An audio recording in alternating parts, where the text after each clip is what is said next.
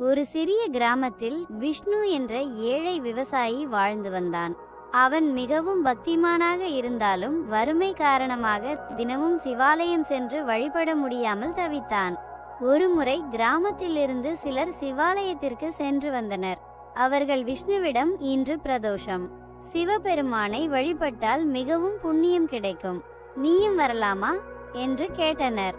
விஷ்ணு மிகவும் வருத்தப்பட்டான்.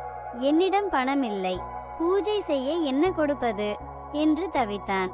அப்போது அவர்களில் ஒருவர், கவலைப்படாதே விஷ்ணு, நான் உனக்கு ஒரு மலர் கொடுக்கிறேன், அதை சிவலிங்கத்திற்கு அர்ப்பணித்து வழிபடு, அதுவே போதும் என்றார்.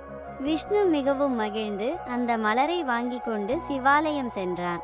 அங்கு சிவலிங்கத்திற்கு அந்த மலரை அர்ப்பணித்து மனமுருகி வழிபட்டான். வழிபாடு முடிந்ததும் அவர் வீட்டிற்கு திரும்பினார். வீட்டிற்கு வரும் வழியில் ஓர் அழகான பூங்காவை கண்டார். அந்த பூங்காவில் மிகவும் அழகான மரங்களும் செடிகளும் பூத்திருந்தன. விஷ்ணு அந்த பூக்களை பறித்து அவற்றை தனது வீட்டிற்கு எடுத்துச் சென்றார். அடுத்த நாள் கிராமத்தினர் அவரை பார்த்து ஆச்சரியப்பட்டனர். அவர் வீட்டில் பலவிதமான அழகான பூக்கள் பூத்திருந்தன. விஷ்ணு அவர்களிடம், சிவபெருமானின் அருளால் என் வீட்டில் இன்று பலவிதமான பூக்கள் பூத்திருக்கின்றன என்று கூறினார். கிராமத்தினர் அனைவரும் மகிழ்ந்து சிவபெருமானின் அருளை போற்றினர்.